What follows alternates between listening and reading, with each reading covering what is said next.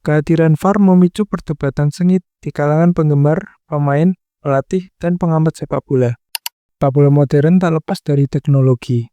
Salah satunya adalah Video Assistant Referee atau VAR. Sejak diperkenalkan, VAR telah mengubah cara kita menyaksikan dan memahami sepak bola.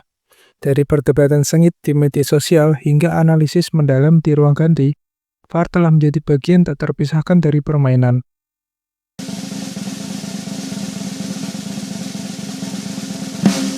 Sebelum VAR, keputusan wasit sepenuhnya bergantung pada penglihatan mata dan intuisi mereka di lapangan. Tak jarang, kesalahan manusia terjadi, yang terkadang berdampak besar pada hasil pertandingan. Ide untuk menggunakan teknologi sebenarnya sudah lama muncul, didorong oleh keinginan untuk meminimalisir ketidakadilan.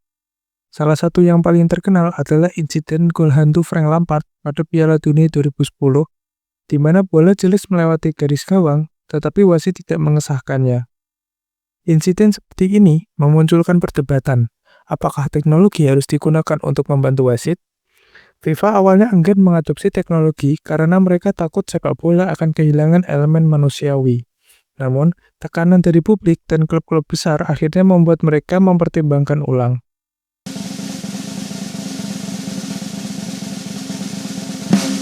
Pada 2012, Asosiasi Sepak Bola Belanda atau KNVB meluncurkan proyek Refereeing 2.0. Proyek ini menjadi langkah awal dalam pengembangan VAR sebagai sistem yang mampu membantu wasit membuat keputusan yang lebih akurat. Setelah konsepnya dikembangkan, uji coba VAR dimulai dalam pertandingan sepak bola lokal di Belanda. Sistem ini bekerja dengan merekam pertandingan dari berbagai sudut kamera dan memungkinkan tim wasit untuk melihat tayangan ulang insiden penting. Pada 2016, IFAB atau International Football Association Board, badan yang bertanggung jawab atas aturan permainan sepak bola, memberikan lampu hijau untuk uji coba VAR di pertandingan resmi. Langkah ini menjadi momen penting karena membuka jalan bagi penggunaan VAR di kompetisi internasional. VAR pertama kali diterapkan secara resmi dalam pertandingan profesional di A-League Australia pada tahun 2017. Hasilnya cukup sukses sehingga FIFA memutuskan untuk menggunakan VAR di Piala Dunia 2018. Pada Piala Dunia 2018 di Rusia, VAR digunakan untuk pertama kalinya di level tertinggi sepak bola. Teknologi ini membantu mengambil keputusan penting, termasuk penalti yang diberikan kepada Prancis di final melawan Kroasia.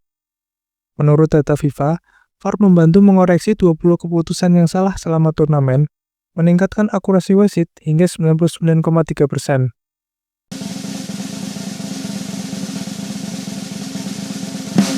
Lalu bagaimana cara kerja VAR? Tim VAR terdiri dari beberapa asisten wasit yang berada di ruang kontrol video. Mereka memantau pertandingan melalui kamera yang dipasang di berbagai sudut lapangan. Ketika ada insiden yang memerlukan peninjauan, VAR akan mengirimkan rekomendasi kepada wasit utama. Wasit dapat menerima rekomendasi tersebut atau meninjau langsung tayangan ulang di monitor lapangan. Pada dasarnya, VAR bertujuan untuk membantu wasit dalam 4 keputusan utama yang sangat menentukan hasil pertandingan.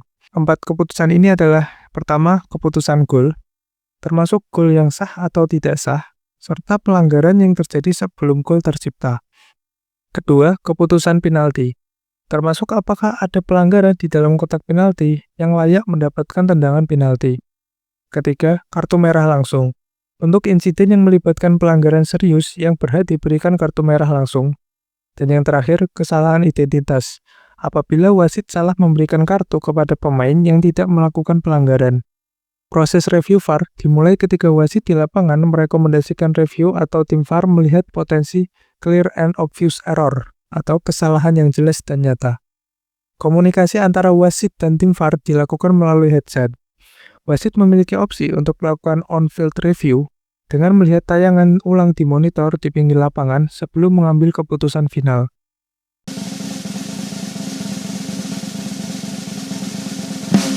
Kehadiran VAR memicu perdebatan sengit di kalangan penggemar, pemain, pelatih, dan pengamat sepak bola. Pihak yang pro berargumen bahwa VAR membantu mengurangi kesalahan manusia dan menciptakan pertandingan yang lebih adil. Contohnya, VAR dapat mencegah gol yang seharusnya dianulir karena offside atau memberikan penalti yang seharusnya diberikan tetapi terlewatkan oleh wasit. Namun, Pihak yang kontra mengkritik VAR karena beberapa alasan. Salah satunya adalah waktu yang dibutuhkan untuk proses review yang dianggap mengganggu momentum dan alur pertandingan. Selain itu, interpretasi subjektif terhadap pelanggaran seperti handball dan offside tipis masih menjadi perdebatan. Meskipun sudah ada VAR, konsistensi dalam pengambilan keputusan juga menjadi sorotan.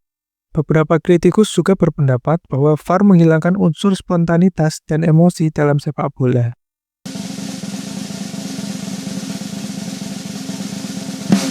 Data statistik menunjukkan bahwa penerapan VAR secara umum berhasil mengurangi jumlah kesalahan wasit yang signifikan. Jumlah penalti yang diberikan juga cenderung meningkat, karena pelanggaran yang sebelumnya mungkin terlewatkan sekarang dapat terdeteksi dengan lebih baik. VAR juga berdampak pada taktik dan strategi tim. Pemain mungkin lebih berhati-hati dalam melakukan pelanggaran di area penalti. Sementara, tim lain mungkin lebih memanfaatkan situasi bola mati karena potensi penalti yang lebih besar. Ke depan, VAR kemungkinan akan terus berkembang dengan bantuan teknologi AI. Proses analisis video bisa menjadi lebih cepat dan akurat. FIFA juga berencana untuk mengurangi waktu peninjauan dengan teknologi otomatis.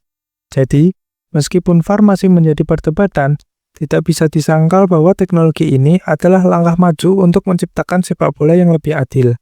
Apa pendapat kalian tentang VAR? Apakah teknologi ini sudah efektif atau justru membawa lebih banyak masalah? Tulis komentar kalian di bawah ya. Terima kasih sudah menonton. Kalau suka dengan video ini silahkan like. Kalau enggak suka silahkan dislike. Subscribe kalau kalian nggak mau ketinggalan pembahasan sepak bola lainnya.